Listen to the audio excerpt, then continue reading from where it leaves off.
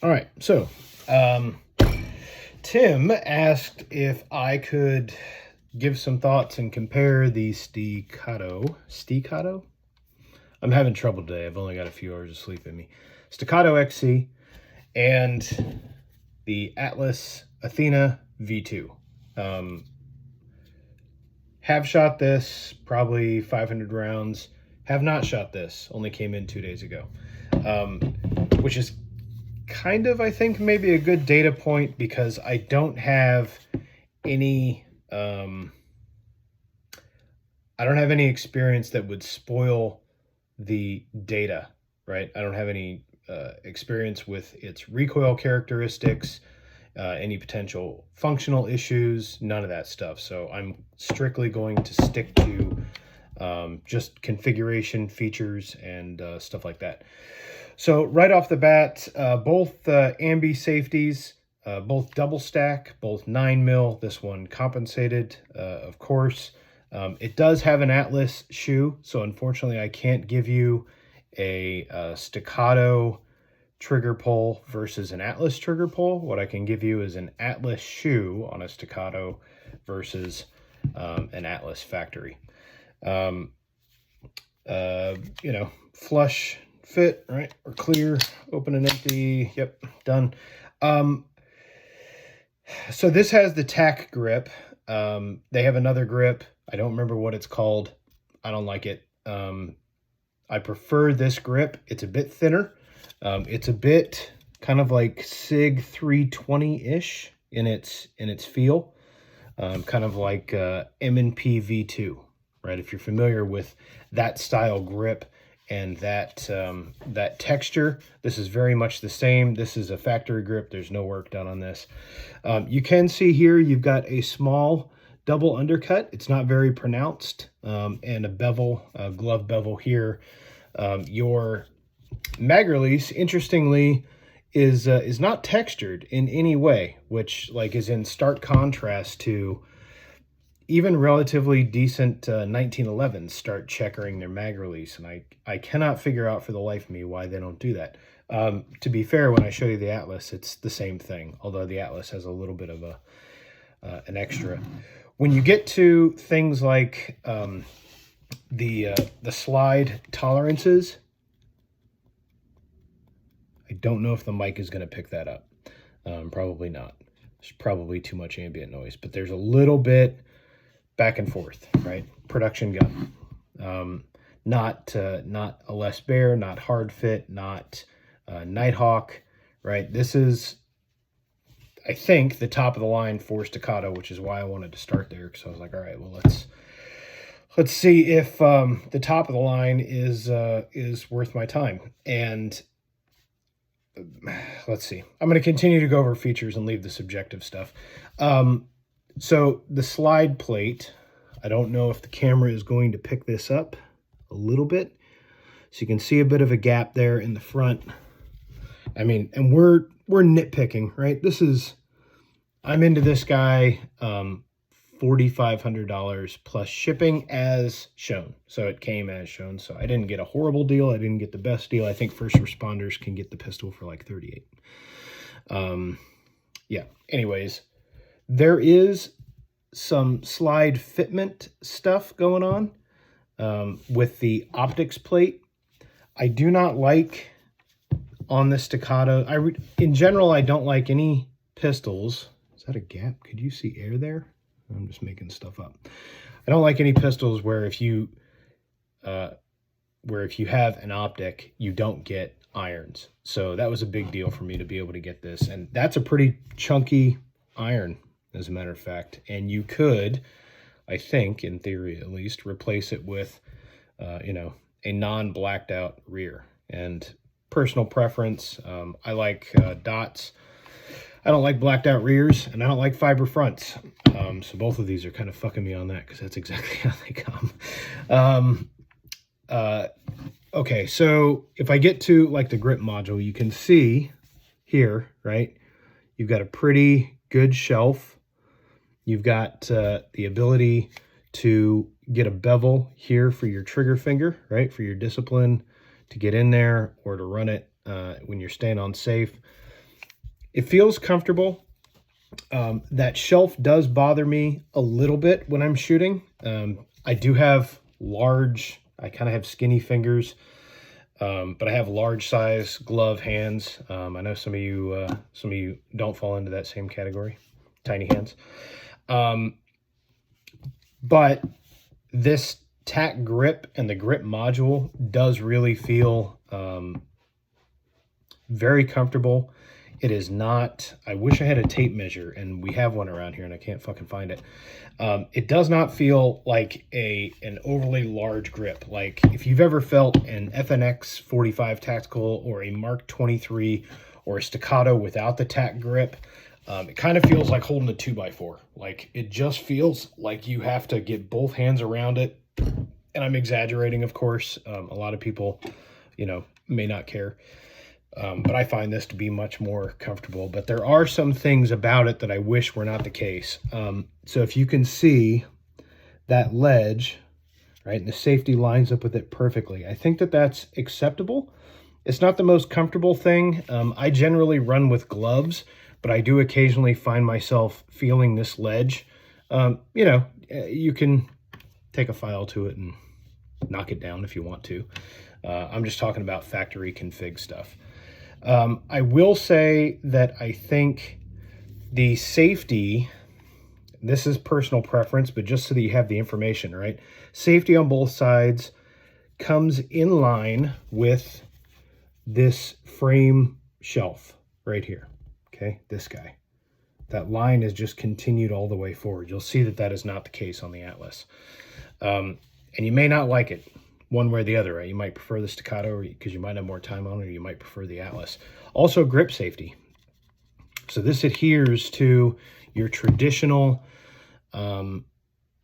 grip safety style 1911 manual of arms, right? So if you hate grip safeties, you're not going to like this. I will say, I think for whatever reason, the bevel on the Magwell, which interestingly enough, the frame width from here to here is actually about 30 thousandths more, 30 thousandths wider on the Atlas than it is on the Staccato, but the Staccato has a more angular bevel.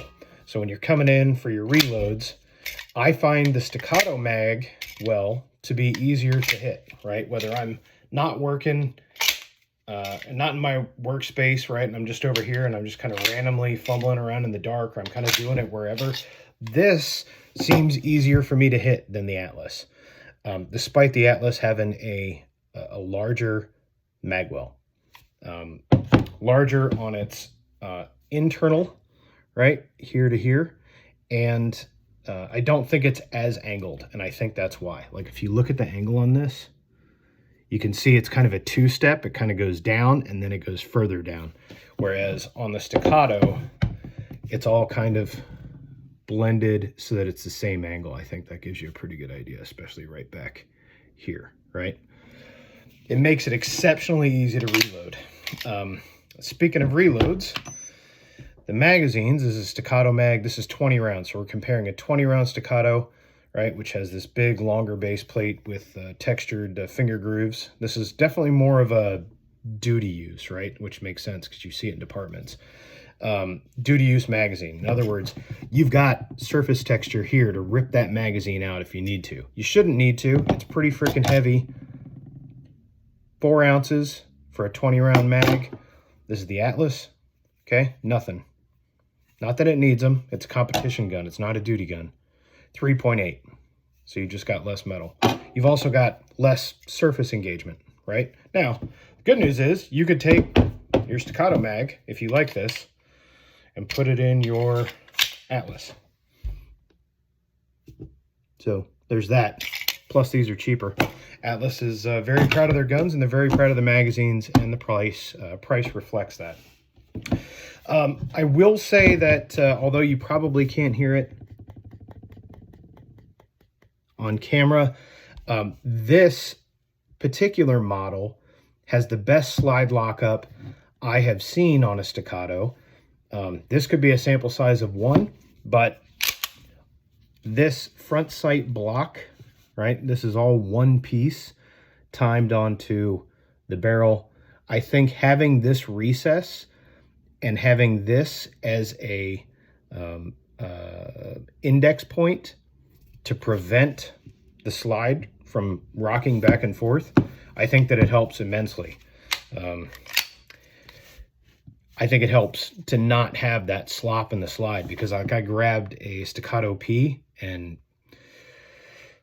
it left a lot to be desired. Let's just say that. It felt like, you know, when you have a nice AR and then you pick up what is presumably a nice AK and you're like, wow, this feels like shit. Like, it felt like that. Like, it was just like clunk, clunk, clunk, clunk, clunk, clunk. It was like an old Chevy, just boom, boom, boom, boom, boom, banging around. Also, like I said, this is a duty gun, and this is not. And I think if you're trying to come from, I'm going to beat the shit out of this, and I'm going to use it in classes, and I'm going to rack my slide with my optic, and I'm going to do a ground pound exercise, and I'm going to be tumbling around on the ground, and I still need to fucking go bang. I'm not saying that the Atlas won't hold up to that kind of abuse. Like I said, I haven't shot it, and I certainly haven't taken a class with it. I am saying maybe you don't want to take a $6,000 gun and do that. Maybe you want to take a less expensive gun that still does the job and gets you the form factor and not beat the ever-loving crap out of it. But that's up to you. What else? Thoughts on the Staccato? I think that's it. I'm going to leave trigger pull alone. With the Atlas shoe on this guy, I'm pulling right at about 3 1/4, and the factory Atlas gun is set up to pull right about 1 3/4, which again speaks to exactly what it's designed to do. It's designed to be a competitive gun. Let me get a weight for you on the Staccato. This is with a Surefire X300 Ultra and a 509T. It is empty. We are empty, no magazine. 2 pounds, 10.1. And since we've already got the scale on, SRO, TLR1HL, 2 pounds, 11.6. So they're not that far off. This has an aluminum module. You can change out the palm swells here. I have not changed them. This is the stock Magwell, which I said you can kind of see on the back end. You've got a big wide open mouth, which is not the same on the sides. Like, I think you could even make this smoother if you changed the angle of the feed so that it was consistent. Surprising, this being a competition gun, maybe they're just expecting the proficiency of their shooters to be higher than what I possess. It's entirely possible. But the Staccato for me is definitely easier to load and make ready quickly than this is. And, you know, could be muscle memory, manual of arms, and practice, right? Okay, so remember when I talked about the safeties? Ambi safeties here as well. But let's take a look at that same area of the frame, right? You've got it, it's ramped. It does have a blended edge, so it's not so sharp. I think you can see that bubble. Yeah.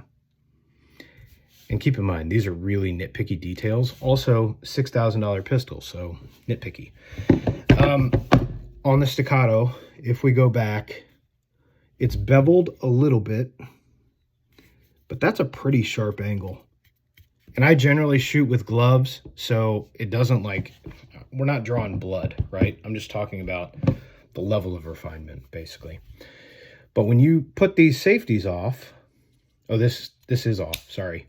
So there's safety on. So notice the angle of that safety, right? It does not meet up with this. And that might bother you, but I can show you also why it might not. And keep in mind on the Staccato, if we go back, we're talking about that is flat. So those lines are flat. These lines are not. So the reason it might not bother you is, and I will just say that safety, whew, boy, doesn't take much force, extremely positive. And again, not that the Staccato isn't. This is like a Nighthawk safety, but on this side you've got a much larger lever to impart that force to, so it really comes off with very little pressure. Super nice. But again, competition gun, right? These are all things that in a combat scenario, or if you're on duty, you don't necessarily want that to be an ultralight safety, and you don't necessarily want a 1 3/4 pound trigger either. You probably want a 2.5 or a 3, or maybe even a 4.5, right? Because in the moment, right, you got buck fever, so to speak. You might send a round, perhaps. Okay, so let's go back to this. If you're using your traditional now thumb over thumb grip, I'm going to remove my bottom hand. You can see that you've got a shelf that your thumb is basically going to ride on top of. This is very common for race guns. For those of you that have ever shot like a Checkmate or a Parrot or a CZTS or anything like that, where you've got a thumb ledge, right? When you're driving that pistol out, to be able to keep it really, really flat. This will help with that. But if you're used to 2011s like the Staccato, where it sits flush, and when you put your thumb up, it's supposed to be on top, and now you've got this thing that's coming in underneath your thumb, right? If you're up here instead of down here because of the angle, this is going to feel weird. Also, no grip safety. Speaking of grip, this thing has a shit ton of it. Personal preference. I prefer my handguns to remove skin. I would rather ensure that the handgun is not going to come out of my hands or be taken out of my hands or flip out of my hands or whatever.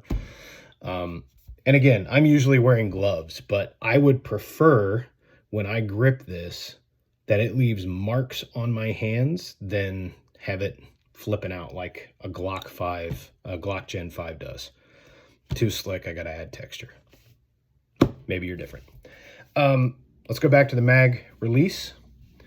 So they're smooth here as well on the Atlas, but you do have the ability to add like a threaded button to provide texture. Time will tell if I decide to do that. I don't see the same, whoa, let's turn the light on. I don't see the same gap in the optic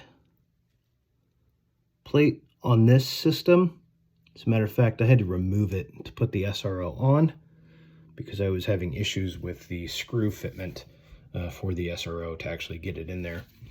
I didn't have screws wide enough, as it turned out, but I removed the plate and it was not easy to get out, whereas the Staccato is like remove the 2 screws and it just pops right out. This one is like you got to wiggle it out and maybe tap it out with a hammer. Tight. Other thing is, let's see. No, that's basically the same. The frame on the Artemis, I'm sorry, on the Athena is you've got this tri-cut and then double beveled on all the cuts. So you really just don't have any sharp edges on this thing. Even the muzzle end, I don't know if the camera will pick this up. You've got a bevel here. So it's not like a Nighthawk where it feels like it's buttery smooth, but as far as like a, I don't know, combat style 1911, I think Nighthawks are definitely erring more on the collectible side than these. It is very nice. Now, these are still production guns. That's the crazy part about Atlas, is they're getting all of this precision with just extremely tight tolerances and not hand-fitting things. Let's see, what else? Yeah, you can see my hands. I don't know if the camera's going to pick it up. There you go, my fingertips. But that's what I like. Let's see, the double undercut is a little bit more pronounced here than it was on the Staccato. Not a lot, but a little bit. DLC coated barrel. No, let me take the safety off. No slide movement, no noise whatsoever. I can't feel it moving. In that regard, it feels very much like a hand fit, or hard fit as the old guys would call it, 1911, which is definitely not the case with the Staccato. They are both bull barrels, this one with a 11-degree target crown, and then of course you've got your captured guide rod recoil and bushingless system. What else to say? Not too much. A bit of a skinnier rear sight on this, so that is attached. You can kind of see the screws here from the bottom. Not so much. It's hard to get the camera in there. There's 2 screws that come up from the bottom that hold that into place. So you probably can't swap this out. And then fiber optic front. Again, not my stated preferences, but we'll live with it and see how it goes. Skeletonized hammer. Everything's blended really nicely in the back, but unlike on a hand fit 1911, like you can see all of your components and the fitment. Like on a Nighthawk, that just looks like one piece. It's amazing what they can do. Yeah, serrations or window cuts, I should say, forward and back. You do have windows in the front, not in the back. That is the same on the Staccato, right? So if you're worried about ingress of dirt, debris and stuff like that, they're playing in the same ball field in that regard. Yeah, can't give you shooting impressions yet. I don't know. I will say that if I were going to carry one or use one for a class, like a defensive class, right, serious use, I would probably want the Staccato. The trigger's a little bit heavier. You know, it's a little bit lighter. However, the magazine is a little bit heavier. So they're kind of playing on that same field. But I would rather take the more sloppy tolerances, which could be intentional, but at this price point, probably not. I'd rather have looser tolerances because I think, at least in my head, that gives me a better chance of defeating dust and debris and ingress and getting shit out of the action.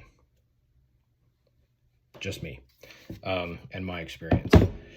Things like this are amazing for range use, for exhibition, competitive shooting. I don't do any of that shit. I just think it's fucking cool. So I'm kind of on a mission. The next up is going to be like a TRS comp or a Sandhawk or something like that. And I've got a Nighthawk, I got a Firehawk, but it's a single stack. So I'm trying to get as close to apples, and even this is apples to oranges, right? That's kind of where I'm at. I hope you find it helpful. This video is long as fuck. I don't even know if I can post it on Facebook, so I might have to put it up on my YouTube later.